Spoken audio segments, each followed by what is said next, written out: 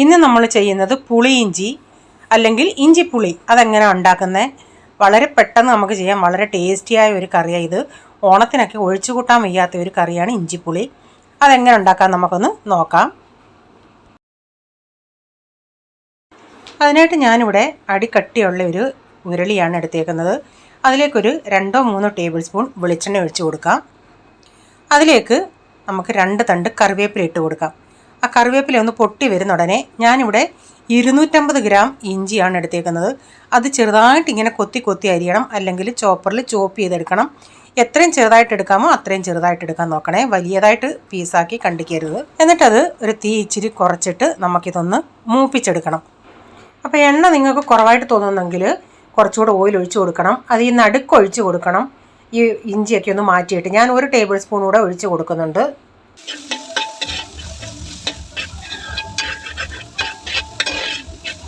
ഇപ്പം ഞാൻ ഇച്ചിരി തീ കുറച്ചേക്കുക, കാരണം തീ കൂട്ടിയിട്ട് ചെയ്താൽ അടിക്ക് ഇങ്ങനെ ഇഞ്ചി പിടിക്കും. അതുകൊണ്ട് ഇച്ചിരി ഒന്ന് ഇത് വാടിക്കഴിഞ്ഞിട്ട് നമുക്ക് തീ ഇച്ചിരി കൂട്ടാം. ഇഞ്ചിയിലെ വെള്ളമൊക്കെ വറ്റി. ഇനി നമുക്ക് മീഡിയം ഫ്ലെയിമിലിട്ട് അടിക്ക് പിടിക്കരുത്. കളറൊക്കെ ഒരു ഇച്ചിരി മാറി തുടങ്ങിയിട്ടുണ്ട്.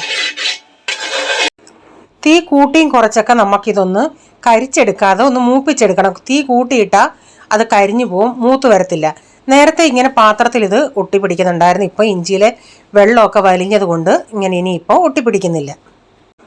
ഇഞ്ചി മൂത്ത് വരുന്നതനുസരിച്ച് നമ്മൾ ആ ഒഴിച്ച എണ്ണയൊക്കെ ഇഞ്ചിയിൽ നിന്നും ഇങ്ങനെ വിട്ട് വരുന്നുണ്ട്. നമുക്ക് കണ്ടാൽ മനസ്സിലാവും എണ്ണ ഇങ്ങനെ ഊറി ഊറി വരുന്നുണ്ട്.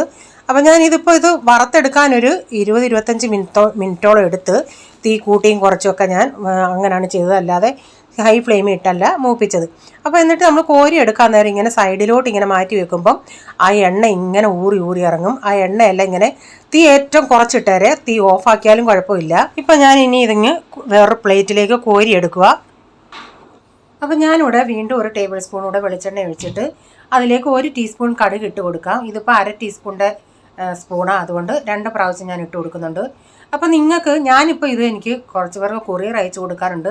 അതുകൊണ്ടാണ് ഞാൻ ഇങ്ങനെ ഇഞ്ചി സെപ്പറേറ്റ് വറുത്തിട്ട് ബാക്കിയുള്ള കാര്യങ്ങൾ ഇങ്ങനെ ചെയ്യുന്നത്. ഇപ്പം നിങ്ങൾക്ക് വീട്ടിൽ ചെയ്യണമെങ്കിൽ നിങ്ങൾ ആദ്യം ഇതങ്ങ് ചെയ്യുക. ഇങ്ങനെ ഓയിലൊഴിച്ച് കടുകിട്ട് പൊട്ടിച്ച് വറ്റൽമുളകും എല്ലാം ചേർത്തതിന് ശേഷം ഇഞ്ചി ഇട്ട് മൂപ്പിച്ചതിന് ശേഷം പുളിവെള്ളം ഒഴിച്ചാലും മതി. അതല്ല എങ്കിൽ ഞാൻ ഈ ചെയ്യുന്ന പോലെ ചെയ്താൽ മതി. അപ്പം വീട്ടിലത്തെ ആവശ്യത്തിനാണെങ്കിൽ ഞാനിപ്പോൾ ഇത്രയും അങ്ങ് മൂപ്പിച്ച് മുരിച്ചെടുത്തില്ലേ, അത്രയും മൂപ്പിച്ചില്ലേലും കുഴപ്പമില്ല. കുറച്ചുകൂടെ കുറച്ച് പരുവത്തിൽ മൂപ്പിച്ചെടുത്താലും മതിയേ. ഇതിപ്പോൾ എനിക്ക് കൊറിയർ ചെയ്ത് കൊടുക്കേണ്ടിയിട്ട് ഞാൻ ഇങ്ങനെ ഇത്രയും നന്നായിട്ട് മൂപ്പിച്ചെടുത്തതാണ്. കാരണം അത് കേടാകരുതല്ലോ എന്നോർത്ത് നന്നായിട്ട് ഇഞ്ചിയൊക്കെ ഇച്ചിരി പച്ച. എന്നാലും ഇത് ഞാൻ ഈ ഉണ്ടാക്കിയത് നമുക്ക് ഇഞ്ചിയൊക്കെ കടിക്കാൻ കിട്ടും. ആ ഒരു പരുവത്തിലാണ് മൂപ്പിച്ചെടുത്തേക്കുന്നത്. ഇതിലേക്ക് ഞാൻ 2-3 വറ്റൽമുളക് ചെറുതായിട്ട് കണ്ടിച്ചിട്ടതും 1 തണ്ട് കറിവേപ്പിലയും കൂടി ഇട്ട് കൊടുത്തിട്ടുണ്ട്. അതൊന്ന് മൂത്ത് വരട്ടെ. അപ്പം ഞാനിവിടെ ഈ തീ ഓഫാക്കിയിട്ടുണ്ട്, കാരണം ഇത് നല്ല കട്ടിയുള്ള പാത്രമാണ്. അതുകൊണ്ട് നമ്മൾ ഇനി പച്ചമുളകാണ് ചേർക്കാൻ പോകുന്നത്. ഞാനൊരു 50 ഗ്രാം പച്ചമുളക് ചെറുതായിട്ട് അരിഞ്ഞത് ചേർക്കുന്നുണ്ട്. കാരണം ഇത് നല്ല വിളഞ്ഞ പച്ചമുളകാണ്. തീയും കൂടെ കൂട്ടി ഇടുവാണെങ്കിൽ അത് മൂത്ത് അതിൻ്റെ ക്രാണമൊക്കെ നമ്മുടെ മൂക്കിൽ കയറാൻ ചാൻസ് ഉണ്ട്.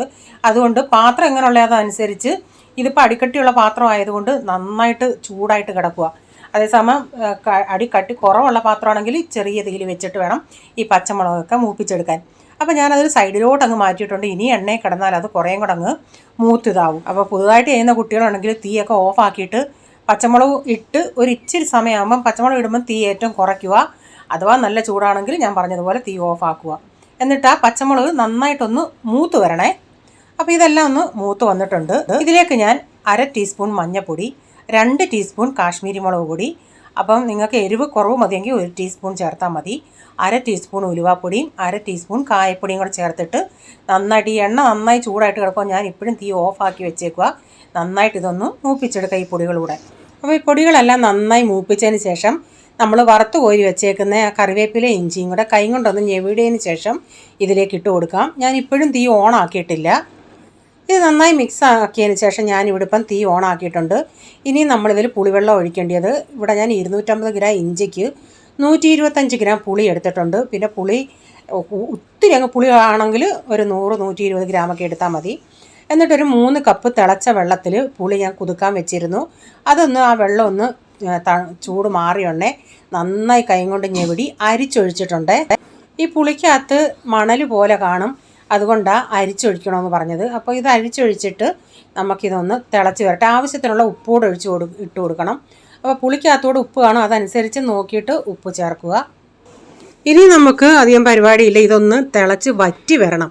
അത്രയും നേരം നമുക്ക് സമയം എടുക്കും. ഇതൊന്ന് വറ്റി വരാൻ ഒരു അരമണിക്കൂറൊക്കെ എടുക്കും. അപ്പോൾ ഞാൻ ഇതിലേക്ക് 100 ഗ്രാം ശർക്കര എടുത്തിട്ടുണ്ട്, ചീകി. ആ ശർക്കര മൊത്തം ആദ്യം ചേർക്കണ്ട, ഒരു 3/4 ഭാഗത്തോളം ഞാൻ ചേർത്തിട്ടുണ്ട്. എന്നിട്ട് നിങ്ങൾ നോക്കുക ടേസ്റ്റ്. കുറച്ച് കഴിഞ്ഞ് ഇതൊന്ന് കുറച്ചൊന്ന് വറ്റി വരുമ്പോഴത്തേക്കിനും നിങ്ങൾക്ക് പുളിയും, ഇഞ്ചിപ്പുളി ആകുമ്പോൾ ഇച്ചിരി പുളിയാണ് മുന്നിൽ നിൽക്കേണ്ടത്, ചിലർക്ക് ഇച്ചിരി മധുരമായിരിക്കും മുന്നിൽ നിൽക്കേണ്ടത്. അതനുസരിച്ച് നിങ്ങൾ ശർക്കര ചേർക്കുക. ഞാൻ 100 ഗ്രാം എടുത്തതിൽ ഒരു 1/2 ടേബിൾ സ്പൂണോളം അധികം വന്നു. അതിപ്പം ഓരോരുത്തരുടെയും ടേസ്റ്റ് അനുസരിച്ച് എങ്ങനെ മധുരം വേണമെന്ന് വെച്ചാൽ അതനുസരിച്ച് ചേർക്കാം കേട്ടോ. അപ്പോൾ ഇങ്ങനെ ഈ സ്റ്റേജിലാവാൻ ഒരു അരമണിക്കൂറോളം എടുത്ത് അത് വറ്റി വരാനായിട്ട്. അപ്പം ഞാൻ ഇതിപ്പം അടിക്കട്ടിയുള്ള പാത്രമായതുകൊണ്ട് ഇത്രയും ലൂസിൽ നമുക്ക് തീ ഓഫാക്കാം. കാരണം കുറച്ചുകൂടി ഇരുന്ന് ഒരു 1-2 മണിക്കൂർ ആകുമ്പോഴത്തേക്കിന് ഇത് കുറച്ചുകൂടെ ഒന്ന് വറ്റും. അപ്പം ഒത്തിരി അങ്ങ് വെള്ളം ആവരുത്, എന്നാൽ ഒത്തിരി അങ്ങ് കുറുകയും ചെയ്ത് നമ്മൾ ഇലയിലോട്ട് വെക്കുമ്പോൾ അത് തൊട്ടുകൂട്ടാനല്ലേ, ഒഴുകിപ്പോകരുത്, ആ ഒരു പരുവത്തിൽ. പക്ഷേ ഞാൻ ഇച്ചിരി കുറുക്കിയെടുത്ത, കാരണം എനിക്ക് ഇത് കൊറിയർ ചെയ്ത് കൊടുക്കേണ്ടതായതുകൊണ്ട് ഇച്ചിരി കൂടെ ലൂസാക്കി എടുത്താലും കുഴപ്പമില്ലേ. ഇതിപ്പോൾ ഒരാഴ്ചയോളമൊക്കെ വെളിയിൽ കേടുകൂടാതിരിക്കും. അതുപോലല്ലേ നമ്മൾ ഉണ്ടാക്കിയേക്കുന്നത്. കാരണം ആ ഇഞ്ചിയൊക്കെ നന്നായി അത്രയും മൊരിച്ചൊക്കെ എടുത്തില്ലേ. അല്ലെങ്കിൽ അത്രയും കുറച്ചുകൂടെ മൂപ്പ് കുറച്ചെടുത്താലും ഒരാഴ്ചയൊക്കെ ഇഞ്ചിപ്പുളിയൊക്കെ നമുക്ക് വീട്ടിൽ വെച്ചേക്കാൻ പറ്റും, വെളിയിൽ തന്നെ. ഇത് നമ്മൾ കോരി വെച്ചിട്ട് ഇച്ചിരി കഴിഞ്ഞിട്ട് ഈ പാത്രത്തിൽ നിങ്ങൾ ശ്രദ്ധിച്ചോണേ, ആ നമ്മളെ ചേർത്ത എണ്ണയൊക്കെ നന്നായി ഇങ്ങനെ ഊറിയ സൈഡിലെല്ലാം ആവും. അപ്പോൾ എടുക്കുന്ന ഉടനെ, അത് എല്ലാവർക്കും അറിയാം, നന്നായി ഒന്ന് മിക്സ് ചെയ്തിട്ടേ എടുക്കാവേ. നല്ല അടിപൊളി ടേസ്റ്റിലുള്ള ഇഞ്ചിപ്പുളിയായിരുന്നു. നിങ്ങൾ ഈ രീതിയിൽ ചെയ്തിട്ടില്ലെങ്കിൽ ഈ രീതിയിൽ ഒന്ന് ചെയ്ത് നോക്കേ. അപ്പോൾ ചിലരിതിൽ കൊച്ചുള്ളി ചേർക്കും, കൊച്ചുള്ളി ചേർത്തും ചെയ്യാൻ. ഞാൻ പറഞ്ഞില്ല, എനിക്ക് കൊറിയർ അയച്ചു കൊടുക്കുക, അത് കേടാവുമെന്നുള്ള പേടിയിൽ ഞാൻ കൊച്ചുള്ളിയൊന്നും ചേർക്കാൻ. ഇങ്ങനെ ചെയ്യുമ്പം കുറച്ച് നാൾ നമുക്ക് കേടാകാതിരിക്കും. അപ്പോൾ എന്നോട് ഇതിൻ്റെ റെസിപ്പി ചോദിച്ചവരെല്ലാം ഇത് ചെയ്ത് നോക്കിയിട്ട് നിങ്ങൾക്ക് പ്രയോജനമായെങ്കിൽ നിങ്ങളുടെ ഫ്രണ്ട്സിനും റിലേറ്റീവിനൊക്കെ ഒന്നിത് ഷെയർ ചെയ്ത് കൊടുക്കണം. അതുപോലെ നിങ്ങളുടെ അഭിപ്രായം കമൻറ്റിൽ കൂടെ അറിയിക്കണേ. വീഡിയോ ഇഷ്ടമായെങ്കിൽ ലൈക്ക് ചെയ്യാൻ മറക്കരുതേ. ഉടനെ ഒന്ന് ലൈക്ക് ചെയ്തേരെ. സബ്സ്ക്രൈബ് ചെയ്യാതെ ആരെങ്കിലും ഈ വീഡിയോ കാണുന്നുണ്ടെങ്കിൽ നിങ്ങൾക്ക് വീണ്ടും വീഡിയോ കാണണമെന്ന് ആഗ്രഹമുണ്ടെങ്കിൽ ഒന്ന് സബ്സ്ക്രൈബ് ചെയ്തിട്ട് ആ ബെല്ലൈക്കൺ ബട്ടണൂടെ പ്രസ് ചെയ്യുകയാണെങ്കിൽ ഓൾ എന്നൊരു ഓപ്ഷൻ വരും. അതോടെ പ്രസ് ചെയ്യുകയാണെങ്കിൽ ഞാനെന്ന വീഡിയോയുടെ നോട്ടിഫിക്കേഷൻ നിങ്ങൾക്ക് എന്നും വരുന്നതായിരിക്കും. ഇനി ഒരു പുതിയ വീഡിയോയുമായി വരും വരെ bye, God bless you all. Thank you, take care, bye, see U.